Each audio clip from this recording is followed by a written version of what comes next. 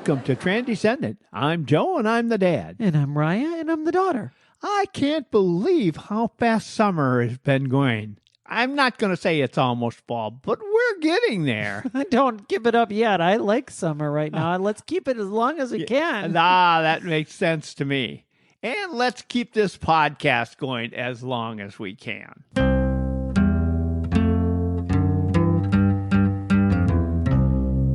We want to talk today about the roots of homophobia. Dad, as you and I were preparing for this episode, we were talking about why it's important for us to study and be thinking about and understanding what is kind of underlying homophobia. It's a deep belief or commitment to not accepting what is being offered as the future. Well, there's a lot of reasons that people are unaccepting. First of all, none of those are necessarily accurate, but they are ingrained in people. To change those ideas is going to take a long time. The good news is we are making dramatic progress, and it's going to continue to go faster. The bad news is a lot of these things and a lot of these people are probably never going to change. It's going to take a long time to get to the point where it is total affirmation. A lot of these things that we're going to look at here are not based in any kind of rational, logical way of thinking. They're really rooted in things that are purely emotional, of not understanding, or really just wrong ways of looking at things. And when you're rooted in that irrationality, it's very difficult to change what you see above the surface, right? Roots are always down below, and you can't see them. You see the tree, you see the trunk, you see the branches, and you see the leaves, and you want to focus then on the leaves, and you don't like the fruit that's coming out and the way that people are acting, but you don't realize that it's all coming from something that's down below the surface. We all have these kinds of things where we don't even sometimes know our own motivations for why we act how we do.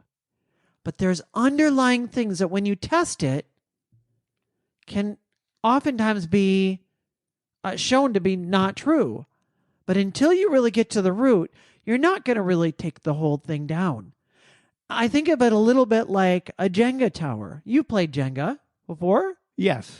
And you set that up where it's three blocks that go one way and then three the other way, and you make the whole tower. And if you've never played, it's a really fun game. But you go through and you try to find one of those blocks to push out of the tower. And you go around and you tap here, and oh, no, that one's not ready to come yet. Oh, this one's not ready to come yet. No, that one. Then you find one that, oh, I can sneak this one out. And you push that one out, and then you move it to the top of the tower. And that's a lot of times how these kinds of roots of homophobia are when we challenge them. That you're trying to come and you just try to come head on and, oh, I'm going to tell you why you're wrong. And the person, they're not ready to hear it. So you just tap a little way, and you tap a little bit here, and you tap a little bit there. And eventually you find something where they say, oh, actually, maybe you have a point there. And you make a little bit of inroads. One of the things I've been involved in since actually, I think 1986 or 87, is I've been working with Rotary to help eradicate polio. And we've done a great job of that. When Rotary decided to take this on as one of our main goals is to eradicate polio, we were able to do it because polio has no animal host. So if it's eliminated from the human population, it'll be gone. That's why it can be done. You can't eradicate, for example, malaria. You could basically make polio go extinct, which is what we want to do. Yes. And we don't want polio to be around. And when we first started to do that, the World Health Organization said, you'll never get it out of India. We got it out of India in 2015. So that's really good. We're really down to only 2 countries. Now, there's a thing called the wild polio virus that can be taken care of immediately. And it does pop up some places. But where it is yet, it's only in 2 countries, and that's Afghanistan and Pakistan. And once it's eliminated from those 2 countries, it's eliminated from the population. And that will happen. But the reason it hasn't happened so easily yet is because there are a lot of objections to the whole concept of this. They think that, I don't want to take this polio vaccine. That's an American plot. They're going to try to get something into our system that is bad for us. Or they think a variety of other things that, no, this is not something that we can accept.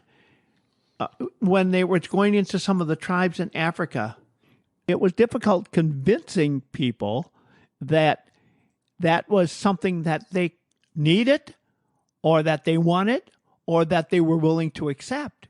So like you would go to certain people groups or villages and speak to the leader of the group. Yes. Is what you had to do. What the mayor or the leader of the town. The leaders of the town, yeah. Or the leader of the group of people, yeah. Mm-hmm. And that was a difficult situation because it took a long time to convince those people. And first of all, everybody would look up to this person, the leader, and they all bought into it. So it was all part of they were singing the same song. Mm-hmm. And you couldn't convince any of them. But if you could convince the leader, then it made convincing the other people easier. Not easy, but easier. Mm-hmm. It was still a challenge, and some of those people never accepted it. And that happens, and it takes generations to make changes.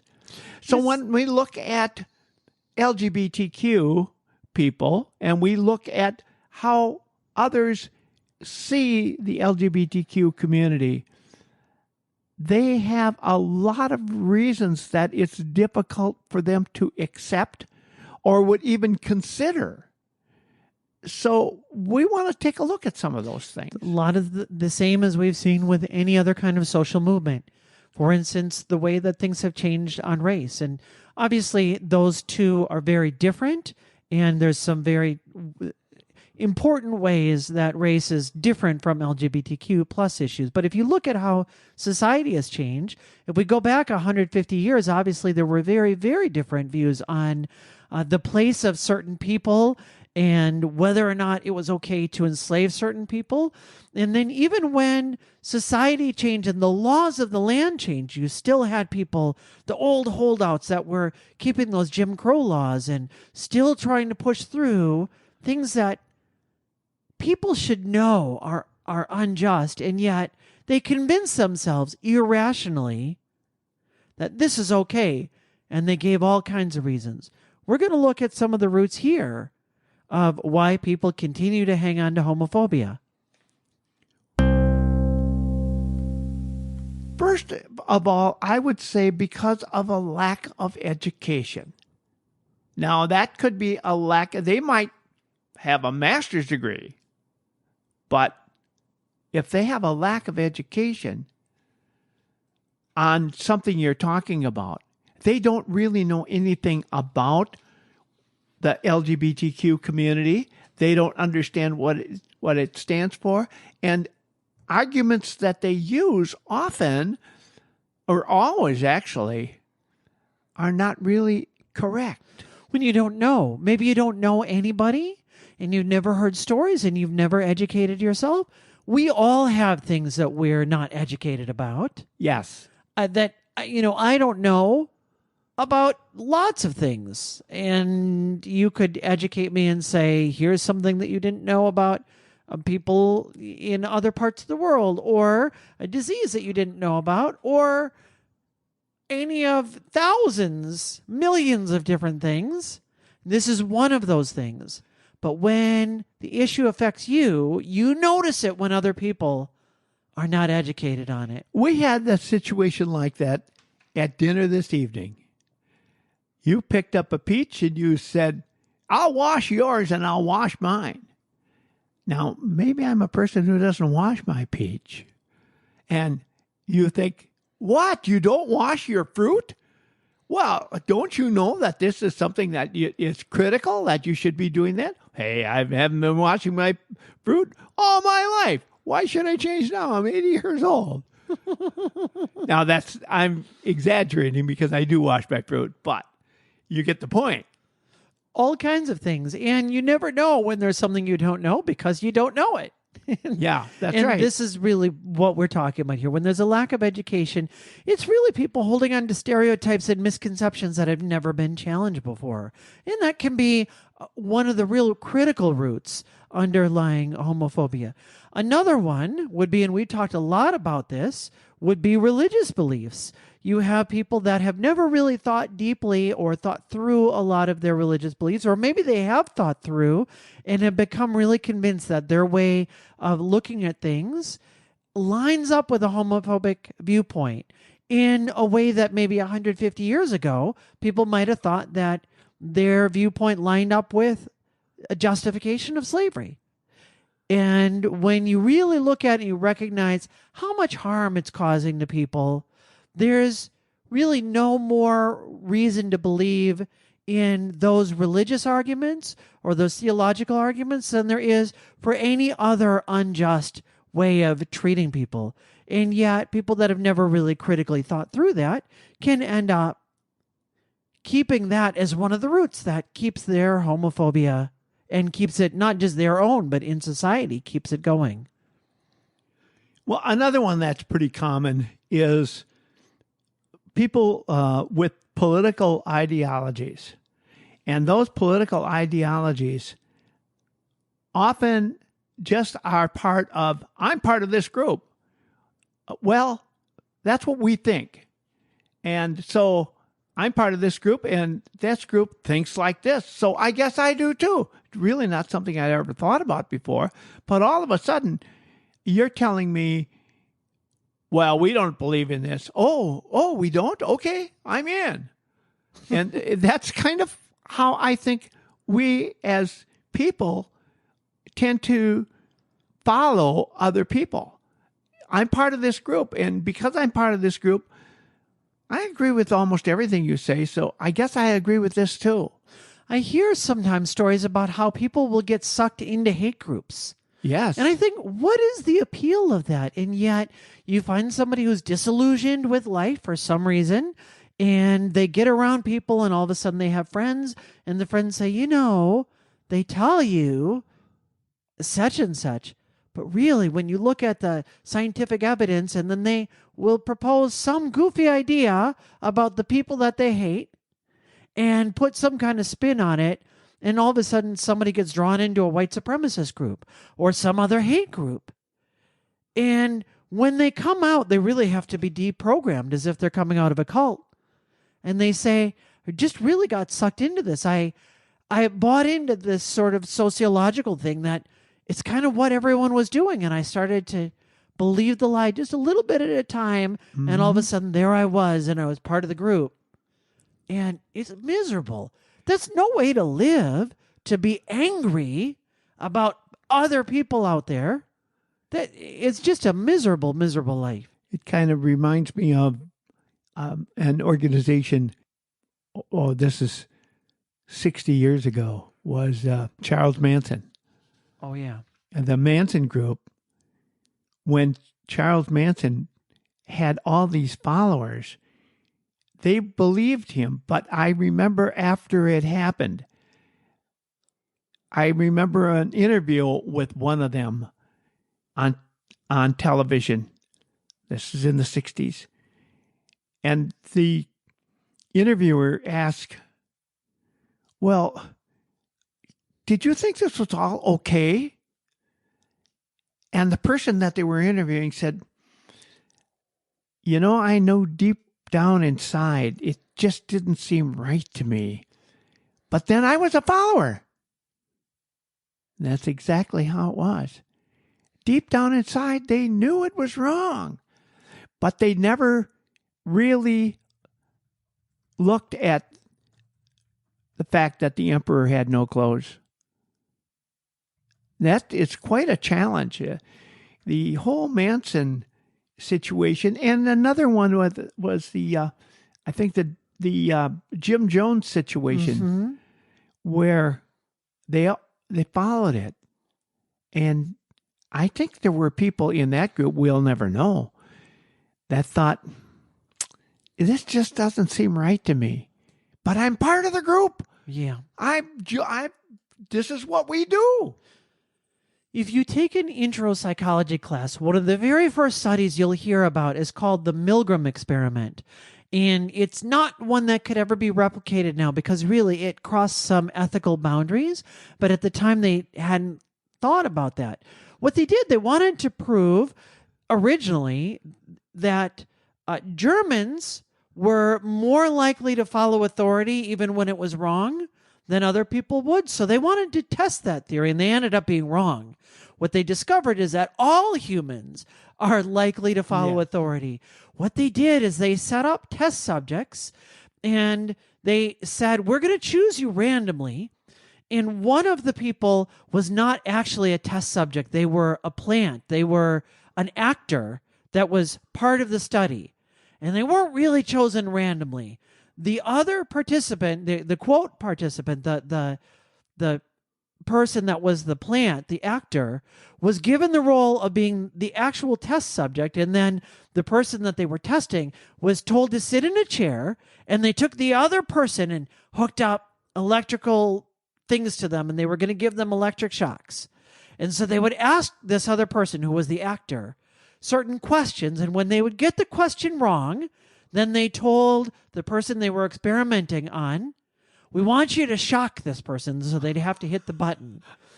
And then over the course of the study, they would tell the person, okay, turn up the amplitude a little bit, or turn up the voltage, or whatever. I'm not an electrician, but turn up the power a little bit. And so they turn it up. First it was at 1, and then it was at 2, and then it was at 3. And the person that was the actor was not really getting shocked, but they would say, oh, that really hurts.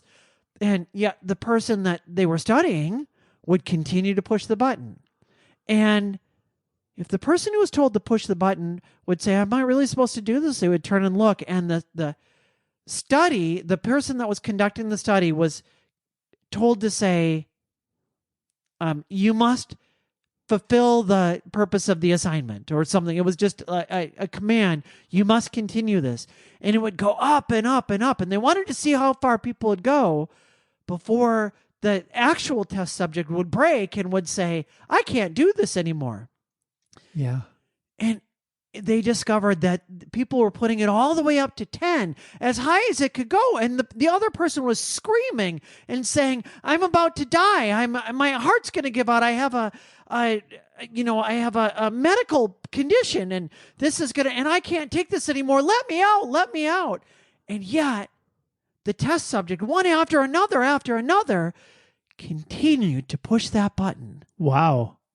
And you can see why that's not ethical. The kind of when you're let in on the actual study that you were the one being studied, that must continue with you for life. I'll bet that was shocking. Yeah, I'm sure it was.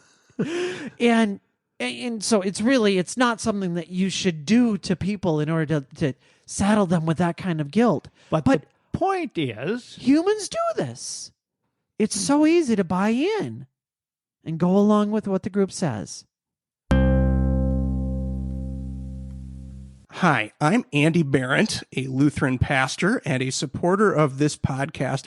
I see Transcendent as a ministry. I've pointed many people toward these recorded conversations full of so much heart and care and warmth. as well as some of Joe's jokes, which are hands down the worst part of this podcast.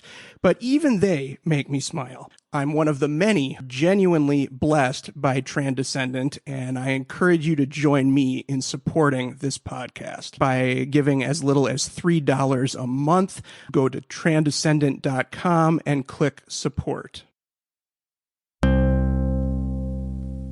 Here's one that you've talked about many times, actually, and it's one that we all think it's pretty common, and that's what they call personal insecurity. And that would be where, in some cases, personal insecurities about their own sexuality or gender identity will lead them to rejection of LGBTQ people, and it's a way of deflecting or coping with their own insecurities. They're afraid that that might be them.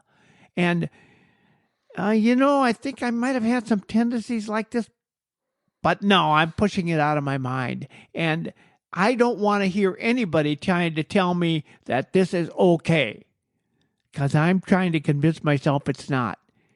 They probably don't think that way, but their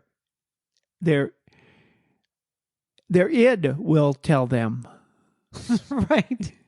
that, this is what you are, but they just can't accept it.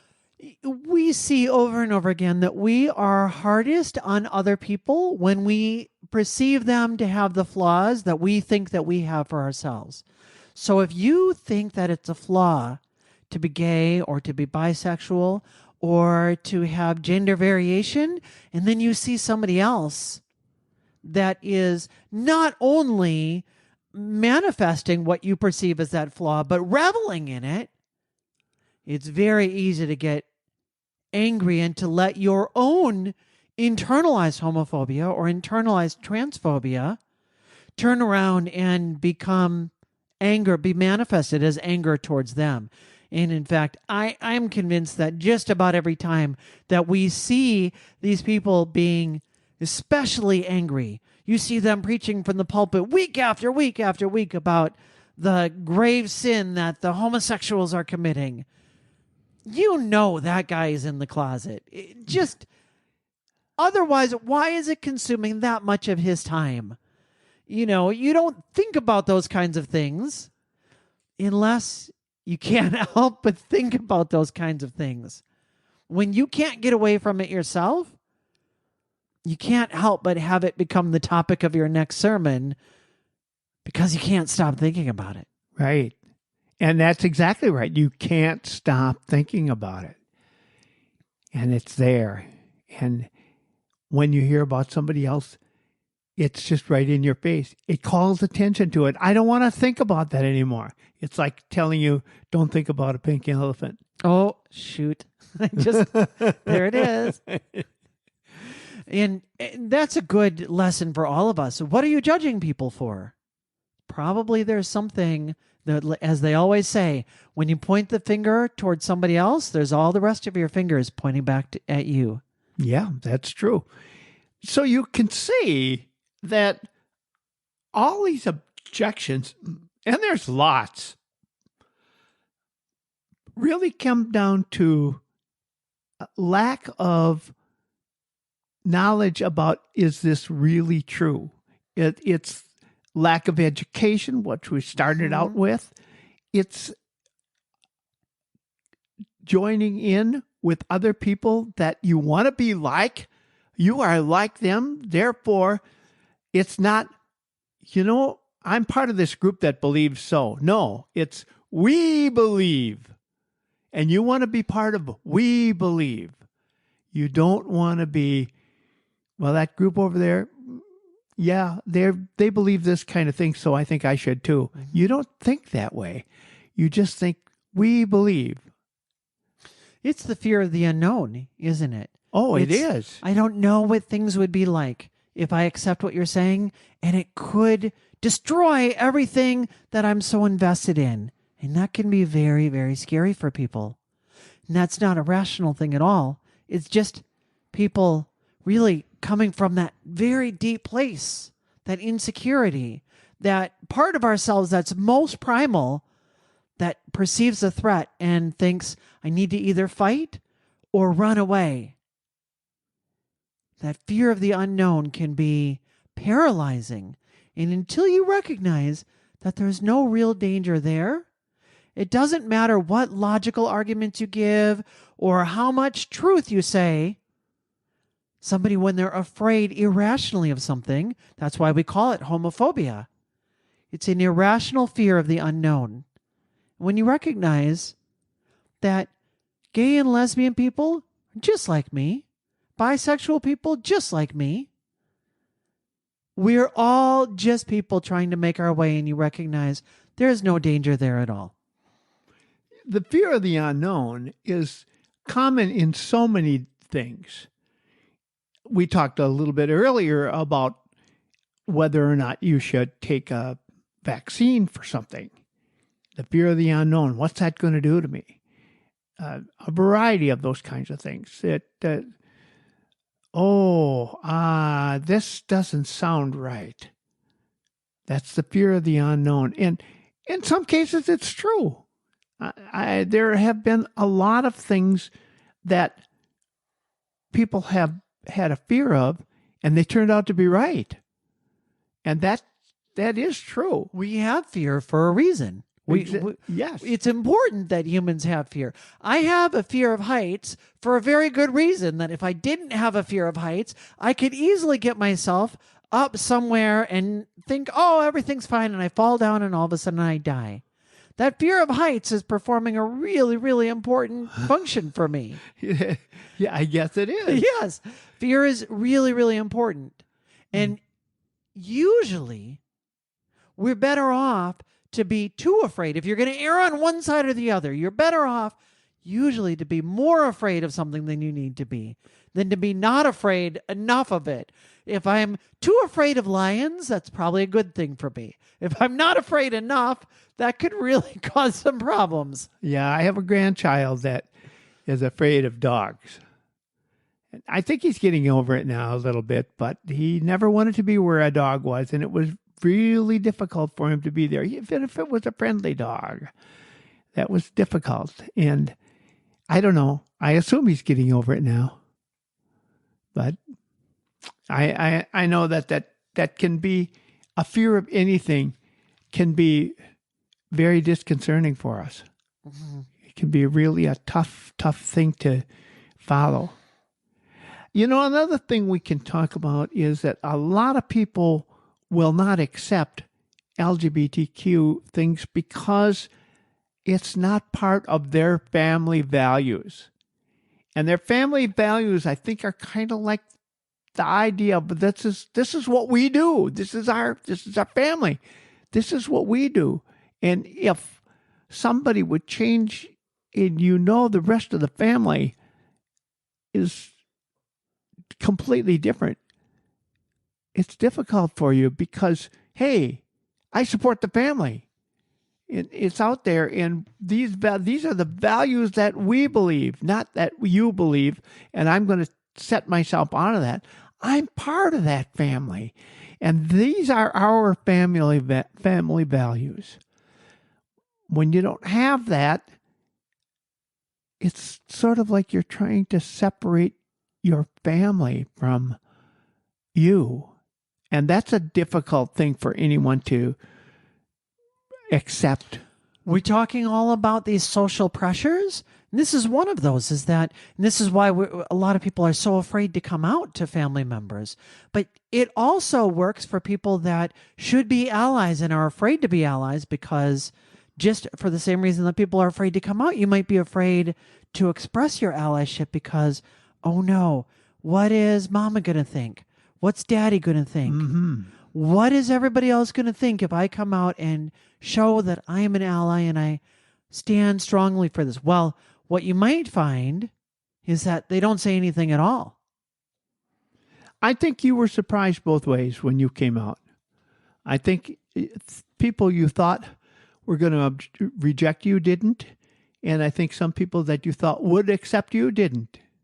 Is that true? I have trouble thinking of people that I thought would accept me that didn't. There probably are some, but I'd have to give it some real thought. Maybe some that I thought would be more accepting than ended up being, but I can't think of anybody that I thought would accept me that didn't. But I certainly had some people that I thought, oh, they're going to not be on board with me at all, and ended up being some of my biggest supporters. And that was really nice. That matters a lot. And we find that in all kinds of things. But yeah, so usually that is kind of part of the last root of fear of the unknown, that you think the fear of violating your family culture and your family norms is going to be a big thing, and you find out usually it's not. But sometimes it can be. And anything that puts us on the out group, particularly with kin, with family, is really dangerous and really bad for our mental health. One big one, and thankfully this is changing a lot, is media representation. Now, when you see homophobic characters or transphobic characters or anti-LGBTQ plus stereotypes portrayed in media, as was done for years and years and years when I was growing up, then you assume, well, that's how they are. I remember, we talked about it on this podcast before, but I remember growing up watching, I maybe wasn't supposed to, but the Police Academy movies. This was probably in junior high. I think those were R-rated movies, and I think I saw those at a friend's house, and you guys probably would not have approved. But the running gag in that movie was the bad guys were always really trying to come down on the new recruits to the police academy. And so the new recruits would get back at the bad guys by luring them, by making them think that they were up to something, and they'd make sure that they leaked an address where they were going to be doing whatever the new recruits were doing. And the bad guys would come and try to sneak up on them and would bust into the place, and all of a sudden it turned out, oh, it's a gay bar. and here they are. They were stuck in there, and all of these big, strong, tough men would come around them and sort of surround them. And then the scene would cut. And the implication was that there were some non-consensual acts that were happening. And of course, we laughed and laughed and thought that was hilarious. And now I look back in that and think that was really, really harmful towards gay people, in particular, gay men in particular. It was a really harmful stereotype, because that's not how the gay community is at all. There's as much consent in the gay community as there is anywhere else, probably quite a bit more so. Well, that kind of is similar to what I think when I look at some of the old movies and how they portrayed alcoholics, the funny drunk. Mm-hmm. W.C. Fields and some of the others. And that was always funny and always hilarious until they came out with a couple of movies that really showed alcoholism for what it was. And it really made quite a difference. I don't know now whether we ever see a funny drunk anymore. No, I don't think so. No. And I'm thinking, when was the last time I saw where drinking alcohol was funny? It was a kid's show. It was E.T. And E.T. had consumed some alcohol, probably beer, I don't remember. And E.T. was burping and drunk. And, oh, sure. Oh, yeah. And they thought that was funny. And I think you do see that a little bit. We talked about the movie Love, Simon. In that movie, he goes out, as is kind of the trope in high school movies, that they go out and they get drunk, and he goes out and gets drunk and creates a problem, and it's some of what causes the issues in the movie. Although they play with that trope a little bit, and he comes home and the parents know right away. Yeah. And then they make a little bit of a joke about it, but they do it differently now, where they make it very clear that he's not going to drive, and he knows he shouldn't be doing this, and they have a different spin on it now. I think our culture has changed, so we recognize that that's not something that we do anymore. And you talked a little bit about that on our episode where we talked about your drinking and how you gave up drinking. That was back on May 6th that we did that one of 2024. And thankfully, media is changing a lot. Yes. Of course, going back to the real critical one was Will and Grace, that we started to see a positive representation. And if you ever see documentaries about what happened, they had to really, really fight in order to have a positive representation of a gay character. And now it's becoming more and more. And thankfully, things have changed now. So you don't see negative representations that often anymore, but they still are there. But the point is that things are changing in the media. Things are changing with the way LGBTQ people are depicted in movies, in series on television, in books, in other areas where they're in theater. They are depicted as just as they are, just like everybody else. And that's what we want to see. There's good movement. We're going in the right direction, and that's really good. So you may see some of these roots of homophobia in your daily life as you're dealing with people, and this gives you an idea of what to be watching for, what to be looking for, and how we can continue to make positive progress. Yes, and just know that that's how it is. It's difficult for people to change, and if you do convince them on one particular point, they'll find another one to connect on. It's a long, slow process, but I am just so grateful at how much progress has been made and how quickly I see progress continuing to grow. Yes, there are concerns. Yes, there are government actions that are wrong. There are a variety of things like that. Yes, there are groups of people who are out there. But the direction is pointing in the positive direction. And that's something to be thankful for. If you, as an 80-year-old straight white man, can change, Yeah. anyone can change. If you can change your viewpoint, anyone can change their viewpoint, and we can all come around. That's exactly right. And we're grateful to have you coming around here every week as we bring you this podcast. We're always looking for ways that we can give you more education, help you to be a better ally. And it's so critical and important that we do that because gay and lesbian folks are still going through a lot of discrimination, as we talked about here. It's really important that we do everything that we can. And so you're doing your part. Thank you for coming here week after week. And I want to point out that we have got exciting shows coming up. We charted out and mapped out some great ideas for the entire coming year. And we're really excited about what we have coming. And I'm happy to be a part of it because we really feel as though we're learning right along with you and we are enjoying what we're doing. So we look forward to being back here again next week, and we'll see you Monday.